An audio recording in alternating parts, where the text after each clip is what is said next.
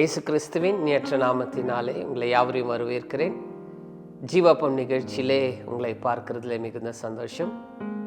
உண்மையிலே நீங்கள் ஆசீர்வாதமாகவும் தேவனுடைய வார்த்தையிலே நடத்தப்படுகிறவர்களாக இருக்கிறீர்கள் என்று நான் விசுவாசிக்கிறேன். இந்நாளும் கூட ஒரு தலைப்பிலே பேச வேண்டும் என்று விரும்புகிறேன். கனியா அல்லது போலியா? ஒரு உண்மையான கிறிஸ்தவரின் பரீட்சை எப்படி அதை பார்ப்பது என்று சொல்லி நாம் வேதத்திலிருந்து பார்க்க போகிறோம். கலாத்தியர் 5ஆம் அதிகாரத்திலே 22-23 என்ன சொல்லுகிறது என்று சொல்லி பார்க்கலாம். ஆவியின் கனியோ அன்பு, சந்தோஷம், சமாதானம், நீடிய பொறுமை, தயவு, நற்குணம், விசுவாசம், சாந்தம், இச்சை அடக்கம். இப்படிப்பட்டவைகளுக்கு விரோதமான பிரமாணம் ஒன்றும் இல்லை. ஆமென். இந்நாளிலே நாம் சபையில் இருக்கட்டும், வெளியே இருக்கட்டும், நாம் அநேக நேரத்தில் நம்முடைய ஆவிக்குரிய வாழ்க்கையை நாம் எப்படி அளக்கிறோம் என்று சொன்னால், நிறைய நேரத்தில் அந்த உணர்ச்சி வசப்பட்டதான அந்த சத்தத்துக்காக நாம் சில நேரத்தில் இணைகிறோமே தவிர ஆவிக்குரிய வாழ்க்கை நடத்துகிறது தான் மிக அவசியம் என்பதை குறித்து நிறைய நேரத்தில் நாம் மறந்து போகிறோம்.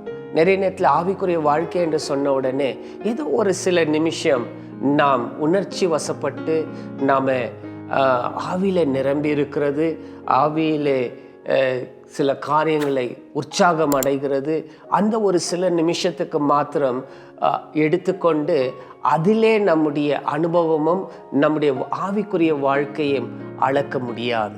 ஏனென்று சொன்னால் வேதம் சொல்லுகிறது ஆவியின் கனி இப்படியாக இருக்கிறது என்று சொல்லி நாம் பார்த்தோம். ஒரு உண்மையான கிறிஸ்தவன் எப்படி அவன் ஆவிக்குரிய வாழ்க்கையில அளக்கப்படுகிறான் என்று சொன்னால், ஒரு சத்தத்தை வைத்தல்ல, ஒரு உணர்ச்சி வசப்பட்டதாக நான் இப்படி உணர்ந்தேன், இப்படி அனுபவித்தேன், இப்படியாய் நடந்தது என்று அந்த ஒரு சில நிமிஷத்தினுடைய வாழ்க்கையை வைத்து ஒரு மனுஷனுடைய ஆவிக்குரிய வாழ்க்கையை அளக்க முடியாது. ஏனென்று சொன்னால், ஒரு மனுஷனுடைய வாழ்க்கை உடைய ஆவிக்குரிய வாழ்க்கை எப்படி இருக்குன்னு எப்படி அளக்க வேண்டும் என்று சொன்னால், அவனுடைய கனிகளினாலே அளக்கப்படுகிறது. இயேசு கிறிஸ்து கூட இந்த பூமியில் இருக்கும் பொழுது அவர் சொன்ன வார்த்தை மத்தேயு 7ஆம் அதிகாரம் 16 நம்ம வாசிச்சுட்டு வந்து அங்கே சொல்லுகிறது ஒரு காரியத்தை சொல்லுகிறேன். அங்கே சொல்லுகிறது, அவர்களுடைய கனிகளினாலே நீ அறிந்து கொள்வாய் என்று சொல்லி.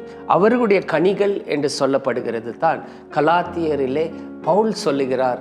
அங்கே கனிகள், அந்த 9 கனிகளை குறித்து நாம் பார்க்கிறோம். அதனாலே ஒரு உண்மையான ஒரு கிறிஸ்தவனுக்கு பரீட்சை ஒரு எப்படி இருக்கிறது என்று சொன்னால், அவனுக்கு கனி கொடுக்கிறவனாக இருக்க வேண்டும். அதில் தான் அவனுடைய வாழ்க்கை, ஆவிக்குரிய வாழ்க்கை எப்படி இருக்கிறது, அது இயேசுவுக்கு இணைந்ததான ஒரு வாழ்க்கையாய் அது மாற வேண்டியதாக இருக்கிறது என்று சொல்லி. 2வதாக, பரிசுத்த ஆவியானவர் நம்மிடத்தில் ஏதோ ஒரு சில நிமிஷத்துக்கு உணர்ச்சி வசப்பட்டு நாம் அதில் மகிழ்கிறதுக்கு மாத்திரம் அவர் வரவில்லை நம்மிடத்தில். அவர் எப்பொழுதும் நம்மோடு கூட இணைந்து நம்முடைய குணங்களை மாற்றுவதற்கும் நம்முடைய குணாதிசயங்களை தேவனுடைய குணத்திலே கொண்டு வர வேண்டும் என்று சொல்லித்தான் பரிசுத்த ஆவியானவர் நம்மோடு கூட இருக்கிறார். அவர் வந்து அப்படியே போயிட மாட்டாருங்க. அவர் நம் வாழ்க்கையில் வந்து விட்டால் அவர் எப்பொழுதும் நம்முடைய வாழ்க்கையில் இருக்கிறவராக இருக்கிறார்.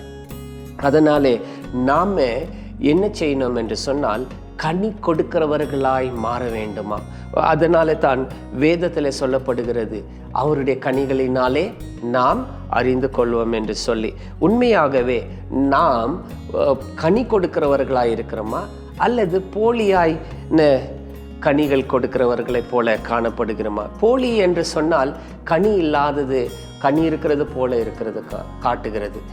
அதனாலே தான் இங்கே சொல்லுகிறது, ஒரு மரம் நாம் எடுத்துக்கொண்டால் அதனுடைய கனியை சாப்பிடும் பொழுது அது சுவையாக இருக்கிறதா, புளிப்பாக இருக்கிறதா என்பதை குறித்து நாம் பார்க்க முடியும். கனி இல்லை என்று சொன்னால் ஒரு மரத்தில் அது என்ன மரத்தினுடைய எந்த சாரமும் இல்லாமல் போயிடும். அதுக்கு ஒரு பலனும் இல்லாமல் போய்விடும். அதனால தான் நம் வாழ்க்கைக்கு இயேசு என்ன சொல்றார் என்றால் கனியை குறித்து பேசுகிறார். ஒரு மரம் வளர்ந்து அது கனி கொடுக்கலைன்னு என்று சொன்னால் பலனும் இல்லாமல் போயிடும். ஒரு தடவை இயேசு கிறிஸ்து எருசலேமுக்கு நோக்கி வரும் பொழுது தூரத்திலிருந்து ஒரு அத்தி மரத்தை பார்க்கிறார். அந்த அத்தி மரத்தை பார்த்து பசியாக இருக்கிறதுனால போய் சாப்பிடலாம் என்று பக்கத்தில் வரும் பொழுது அங்கே கனி இல்லாமல் போய்விட்டது. அப்பொழுது இயேசு சொல்கிறார், இனி நீ கனியை கொடுக்காதபடிக்கு போய்விடுவாய் என்று சொல்லி அங்கே பார்க்கிறோம். அப்பொழுது அது அப்படியே மாறிவிட்டது. ஆம் தேவ பிள்ளையே, நாம் ஆவிக்குரிய வாழ்க்கை, ஒரு கிறிஸ்தவனுடைய ஆவிக்குரிய வாழ்க்கை ஏதோ ஒரு எமோஷ்னல், அதாவது உணர்ச்சி வசப்பட்டு வாழ்கிறது, அது ஆவிக்குரிய வாழ்க்கைக்கு அர்த்தம் அல்ல. சில நேரத்தில் சொல்லுவாங்க, நான் ஆவியிலே நான் நிரம்பி இருக்கிறேன், நான் ஆவியிலே உணர்ச்சி வசமாய் எனக்குள்ளாக இப்படி இருக்கிறது அப்படி இருக்கிறது. அந்த ஒரு ஜெபத்தின் நேரத்தில், அந்த ஒரு சபையில் வாழ்கிற நேரத்தில் தான் நம்முடைய அனுபவத்தை சொல்லுகிறோம், நமக்கு உண்டான சந்தோஷத்தை எடுத்து காட்டுகிறோம். அது உண்மையான கிறிஸ்தவனுடைய அளவுக்கு ஆவிக்குரிய வாழ்க்கை அல்ல. ஆவிக்குரிய வாழ்க்கை என்றால் கனி கொடுக்க வேண்டும். ஒரு ஆண்டவர் சொல்றாரு யோவான் 15 எண்ணிலை நிலைத்திருந்தால் நீ கனி கொடுப்பாய் என்று சொல்லி, அவருக்குள் நாம் நிலைத்திருந்து வாழ்ந்தால்தான் நம் வாழ்க்கை கனி கொடுக்கும். ஏதோ ஒரு சில காரியத்துக்காய் நாம் வாழ்கிறது அல்ல. ஆவிக்குரிய வாழ்க்கை இதை நம்ம நம்மளே ஏமாற்றி கொள்ளக்கூடாது. இப்படிப்பட்டதான ஒரு அனுபவம் கிடைக்கும், அப்படிப்பட்டதான ஒரு அனுபவம் கிடைக்கும் என்று சொல்லி நாம் அதில் மாத்திரம் வாழுது அல்ல. அந்த ஒரு சில நிமிஷத்துக்கு அல்ல, ஒவ்வொரு நாளும் வாழணும். அதுதான் ஒரு உண்மையான கிறிஸ்தவனுக்கு ஒரு பரீட்சை. நமக்கு சில நேரத்தில் அந்த அன்பு, இச்சை அடக்கம், சமாதானம், நீடிய பொறுமை, தயவு இதெல்லாம் நமக்கு இருக்கணும் என்று தேவன் விரும்புகிறார். அது தானாக வராது. காலங்களிலே நாம் அதை முயற்சி எடுத்து செயல்படும் பொழுது, அதிலே நாம் பிரயாசப்படும் பொழுது நாம் அதிலே கனி கொடுக்கிறவர்களாய் மாற முடியும். அதனாலே நாம் கிறிஸ்தவர்களாக இருக்கிற இந்த உலகத்திலே நாம் பிறருக்கு கனி கொடுக்கிற ஒரு வாழ்க்கை வாழ்வதுதான் மெய்யான ஆவிக்குரிய வாழ்க்கையின் அழுத்தையை பார்க்க முடியும். ஜெபிக்கலாம். பிதாவாகிய தேவனே, உண்மையான ஒரு கிறிஸ்தவன் எப்படி வாழ வேண்டும்? அவனுடைய ஆவிக்குரிய வாழ்க்கைக்கு மிக அவசியமானது கனிகளாய் காணப்படுகிறது. ஏதோ ஒரு சில நிமிஷங்களுக்கு அனுபவிக்கிறதான ஒரு விஷயத்தை அல்ல, ஒரு அனுபவிக்கிறது அல்ல. அவன் தினந்தோறும் வாழ்க்கையில் ஆவியிலே அவன் கனி கொடுத்து வாழ்கிறது தான் அவனுடைய வாழ்க்கையின் ஆவிக்குரிய வாழ்க்கை அழுத்தை செய்யப்படுகிறது என்று சொல்லி நாங்கள் வேதத்தில் பார்த்திருக்கிறோம். அதனாலே நாங்கள் யாவரும் ஆண்டவரே ஒவ்வொரு நாளும் கனி கொடுக்கிறவர்களாக நாங்கள் வாழ்வதற்கு நாங்கள் முயற்சி எடுக்கும் பொழுது அதில் எங்களுக்கு ஒவ்வொருவரையும் பலப்படுத்தி நாங்கள் உண்மையான கிறிஸ்தவர்கள் என்று பிறர் எங்களுடைய வாழ்க்கையின் கனியை கண்டு உம்மை அறிந்து கொள்வதற்கு உதவி செய்வீராக. இயேசுவின் நாமத்தினாலே ஜெபிக்கிறேன் பிதாவே, ஆமென். நீங்கள் கனி கொடுக்கிற, நல்ல கனி கொடுக்கிற மரங்களாய் நீங்கள் வாழும்படிக்கு தேவன் தான் உங்களுக்கு உதவி செய்வார்.